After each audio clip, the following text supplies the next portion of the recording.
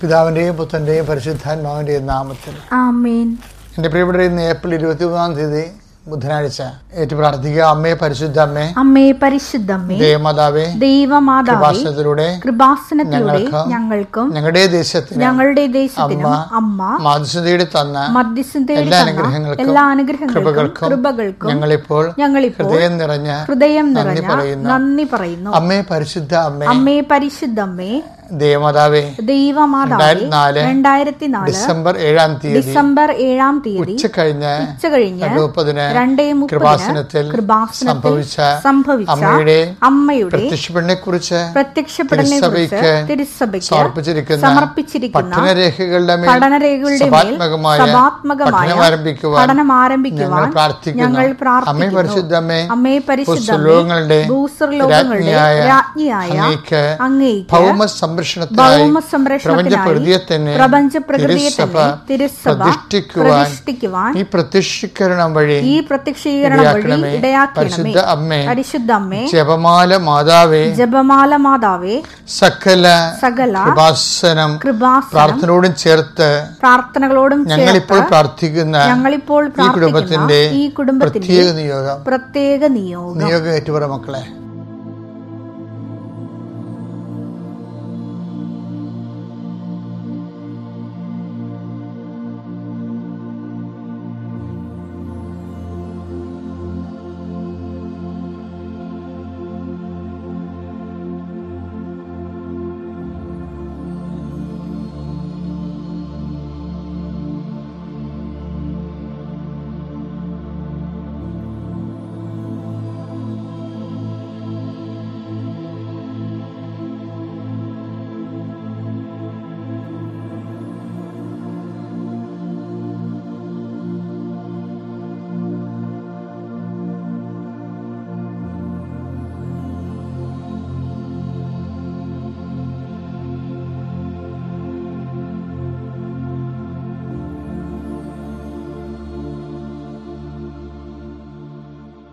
അമ്മയുടെ പ്രത്യക്ഷീകരണത്തിന്റെ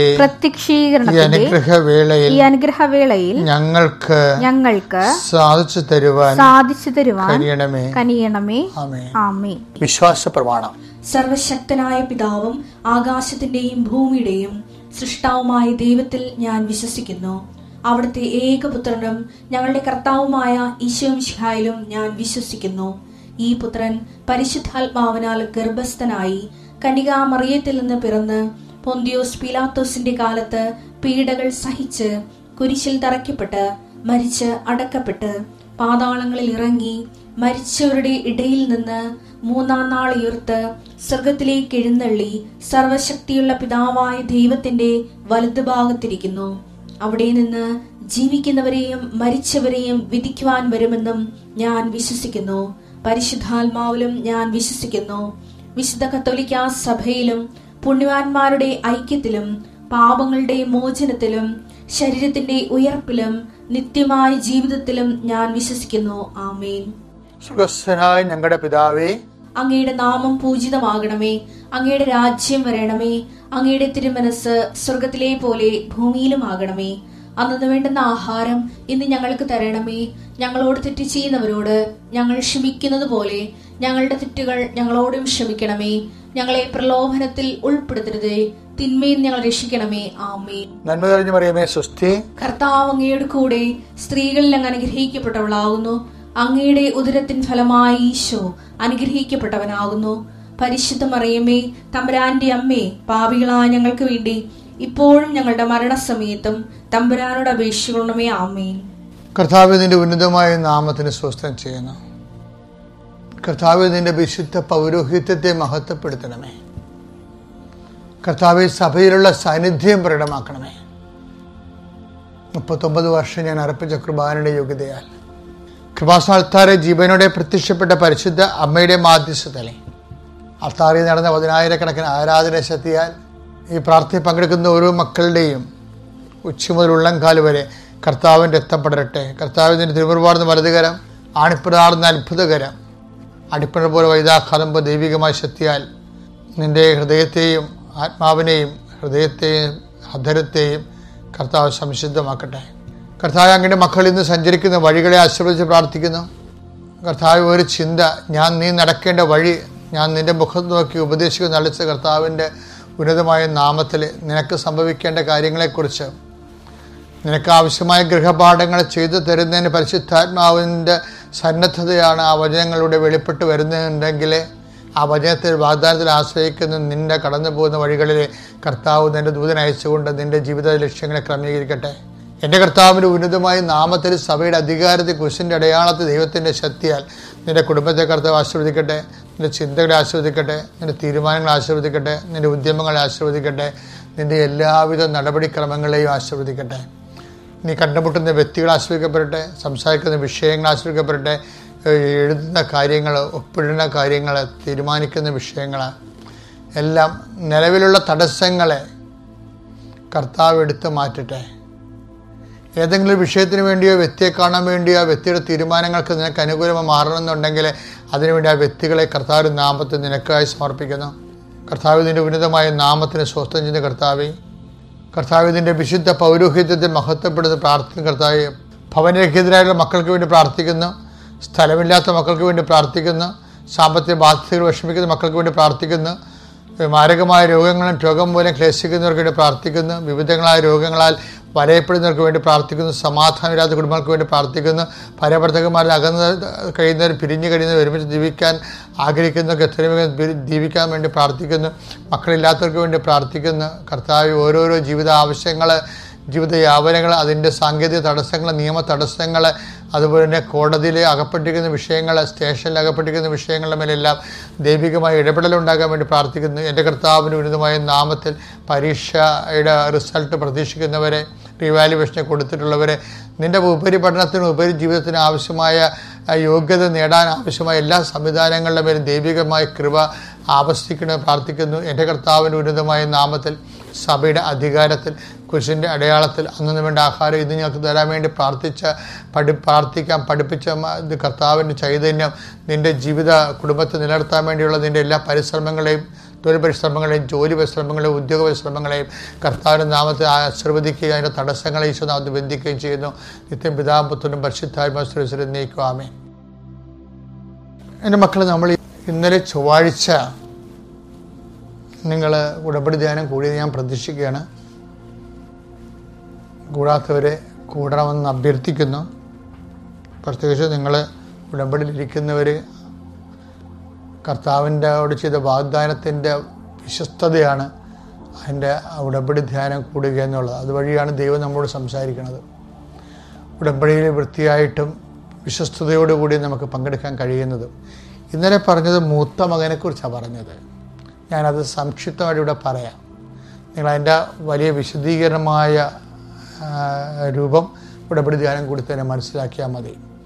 മൂത്ത മകൻ ഒരുപക്ഷെ കർത്താവിൻ്റെ വചനങ്ങളിലൊന്നും ഒരിക്കലും പാഴായിപ്പോവുകയോ, അല്ലെങ്കിൽ നമുക്ക് ചില സമയത്ത് തോന്നുന്നു ഈ മൂത്ത മകനെ ഇരുട്ടത്ത് നിർത്തിക്കൊണ്ടാണ് കർത്താവ് സംസാരിക്കണമെന്ന്. ഒരിക്കലുമല്ല.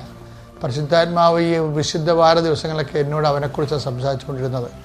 എന്ന് വെച്ചാൽ ദൈവരാജ്യത്തിൽ അവനോട് അപ്പൻ പറയുന്ന വാക്കില്ലേ, അവനെങ്ങാനും സങ്കടപ്പെട്ട് അവൻ്റെ വീട്ടിൽ നിന്ന് ഇളയ മകനെപ്പോലെ ഇറങ്ങിപ്പോകുമെന്ന് പറയുമ്പോൾ, ഇളയ മകനെ പണ്ടിതുപോലെ ഇറങ്ങിപ്പോകാൻ നേരത്ത് അവനെ പരിചരിക്കാതിരുന്ന, അവനോട് സാന്ത്വനങ്ങൾ പറയാതെ വീട്ടിൽ നിർത്താതിരുന്ന അപ്പൻ എന്തുകൊണ്ടാണ് മൂത്ത മകനെ സാന്ത്വനപ്പെടുത്താൻ വേണ്ടി പുറത്തോട്ടിറങ്ങുകയും പട്ടാങ്ങി പറഞ്ഞ് അവനെ കൂടെ നിർത്തുകയും ചെയ്തത്? എന്താ ഈ ഒരു വ്യത്യാസമുണ്ടേ? നമ്മളെപ്പോഴും ഇളയ മകൻ്റെ മാനസാന്തത്തിന് അമിതമായ പ്രാധാന്യം കൊടുക്കുകയും, അതുപോലെ തന്നെ അത് ചില ആൾക്കാർക്കെങ്കിലും എന്ത് തരത്തിലുള്ള തോന്നിവാസം ജീവിച്ചിട്ട് അവസാനം മുങ്ങി തിരിച്ചു വന്നാൽ മതി എന്നുള്ള തെറ്റായ ബോധം കൊടുത്തിട്ടുണ്ടെന്ന് ചില സമയത്ത് എനിക്ക് തോന്നിയിട്ടുണ്ട്.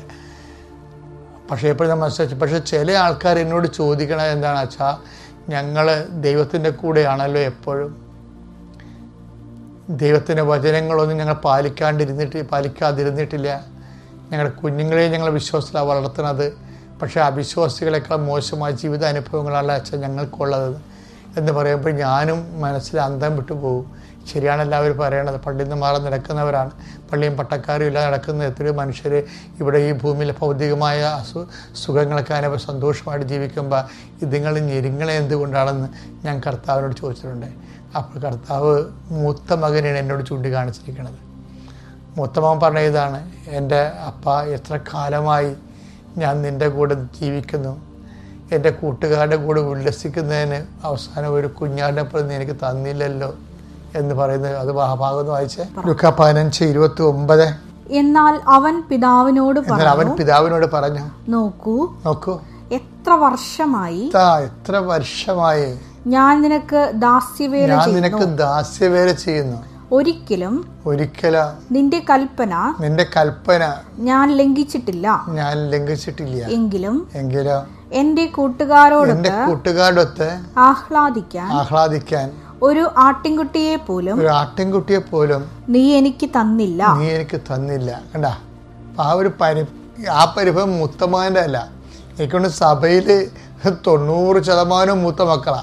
എന്താ കാര്യം വെച്ച് കഴിഞ്ഞാല് ദൈവത്തിൻ്റെ വചനത്തിനനുസരിച്ച് ജീവിക്കാനും കർത്താവിൻ്റെ ബലിയിൽ പങ്കെടുത്ത് ബലിജീവിതത്തിന് അനുഷ്ഠിച്ചു കൊണ്ട് പോകുന്നവരുണ്ട്. പക്ഷെ ചിലർക്ക് അവരുടെ ഏറ്റവും മസ്റ്റായിട്ടുള്ള കാര്യങ്ങൾ പോലും ചിലപ്പോൾ നടക്കാതെ വരുമ്പോൾ ഞാൻ ഈ പ്രാർത്ഥനയൊക്കെ പ്രാർത്ഥിക്കുന്നത് ആരോടാണ്, ഇനി ദൈവം ഉണ്ടോ എന്നൊക്കെ തന്നെ ചില അയ്യോഭാവികളും അല്പവിശ്വാസികളൊക്കെ വിശ്വാസ ശക്തിയിൽ നിന്ന് ക്ഷയിച്ചു പോയിട്ടുണ്ട്.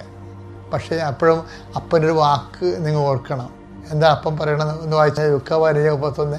അപ്പോൾ പിതാവ് പറഞ്ഞു, മകനെ നീ എപ്പോഴും എന്നോട് കൂടെ ഉണ്ടല്ലോ. എനിക്കുള്ളതെല്ലാം നിന്റേതാണ്. അപ്പൊ എനിക്കുള്ളതെല്ലാം എന്ന് പറഞ്ഞാൽ എന്താണെന്നറിയാവോ? അതിൻ്റെ നിത്യതയാണ് ഉദ്ദേശിക്കുന്നത്.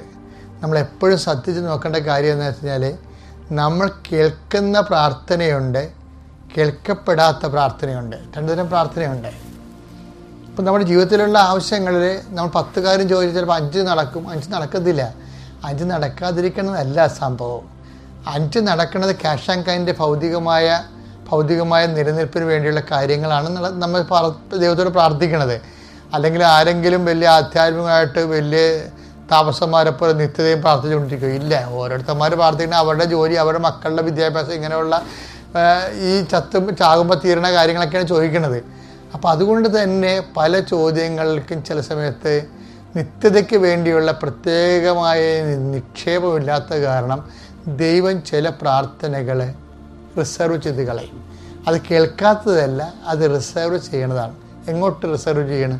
നിത്യതയ്ക്ക് വേണ്ടി.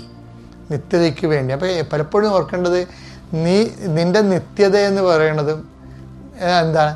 കേൾക്കപ്പെടാത്ത പ്രാർത്ഥനയാണ്. അതാണ് അപ്പം പറയണത്. കാര്യം ആ വാക്ക് ഉപയോഗിക്കണത് തന്നെ, എൻ്റെ പ്രലോഭനങ്ങളിൽ എന്നോട് കൂടെ ഉണ്ടായിരുന്നവരാണ് നിങ്ങൾ. ആ വാക്കിൻ്റെ കൂടെ ഇത് ചേർത്ത് വെക്കേണ്ടതാണ്. എൻ്റെ മകനെ നീ എപ്പോഴും എന്നോട് കൂടെ ഉണ്ടല്ലോ എന്ന് പറയണത്, ജീവിത ക്ലേശങ്ങളെ ചില സമയത്ത് ദൈവത്തിൻ്റെ കൂടെ തന്നെ കർത്താവിൻ്റെ പീഡാസങ്ങളോട് കൂട്ടിവെച്ചുകൊണ്ട് നമ്മൾ ജീവിക്കുമ്പോൾ നമ്മൾ ദൈവത്തിൻ്റെ കൂടെയാണെന്നുള്ള അർത്ഥമാണ് ബൈബിൾ നൽകുന്നത്.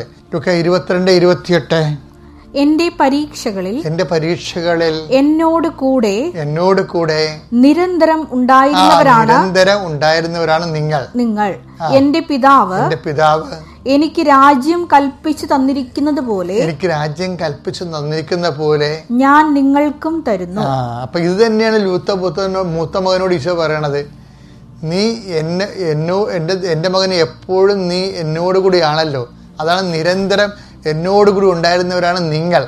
അപ്പം എപ്പോഴും നിരന്തരം ക്യാഷ് ആൻഡ് കൈൻഡ് നമുക്കൊന്നും കിട്ടിയില്ലെങ്കിലും നമ്മൾ ദൈവത്തിൻ്റെ കൂടെ വിശ്വസ്തരായി നിൽക്കുമ്പോൾ എന്താ സംഭവിക്കുന്നത്? എൻ്റെ പിതാവ് എനിക്ക് രാജ്യം കൽപ്പിച്ച് നൽകുന്ന പോലെ ഞാനും നിങ്ങൾക്ക് നൽകുന്നു. നിത്യത അവകാശം ഓഹരിമാക്കുന്നതിന് വേണ്ടിയാണ് അനുദിന കാര്യങ്ങൾ ചില സമയത്ത് റിസർവേഷൻ വരണത്. ദൈവത്തിൻ്റെ ഇടപെടൽ റിസർവേഷൻ. അപ്പോൾ നിങ്ങൾ സന്തോഷിക്കുകയും ചെയ്യണം, നന്ദി പറയുകയും ചെയ്യണം. എന്താണ്? ഞാൻ കൊതിച്ചു തന്നില്ല, ആശിച്ചു തന്നില്ല, പക്ഷേ കർത്താവ് ആശിച്ചേക്ക് തന്നു. അതെൻ്റെ നിത്യജീവിതമാണ്. എൻ്റെ പ്രലോഭനങ്ങളിൽ എന്നോട് കൂടി ഉണ്ടായിരുന്നവരാണ് നിങ്ങൾ. എൻ്റെ മകനെ നീ എപ്പോഴും എന്നോട് കൂടി ഉണ്ടല്ലോ. എനിക്കുള്ളതെല്ലാം നിനക്കുള്ളതാണ്. ഒരു കാരണവശാലും കിട്ടാത്ത അനുഗ്രഹത്തെ ഓർത്ത് വിശ്വാസത്തിൽ അപാചയം ഉണ്ടാക്കരുത്. ദൈവം നിങ്ങൾ അനുഗ്രഹിക്കട്ടെ. Praise the lord. അത്യപൂർവ ദൈവാനുഭവങ്ങൾ ഇനി നിങ്ങൾക്കും സ്വന്തം. ഈ യൂട്യൂബ് ചാനൽ ഇതുവരെ സബ്സ്ക്രൈബ് ചെയ്തിട്ടില്ലെങ്കിൽ ഇപ്പോൾ തന്നെ സബ്സ്ക്രൈബ് ചെയ്യുക. ഈ വീഡിയോ ഇപ്പോൾ തന്നെ നിങ്ങളുടെ സുഹൃത്തുക്കൾക്ക് ഷെയർ ചെയ്തുകൊണ്ട് കർത്താവിന്റെ പ്രേക്ഷിത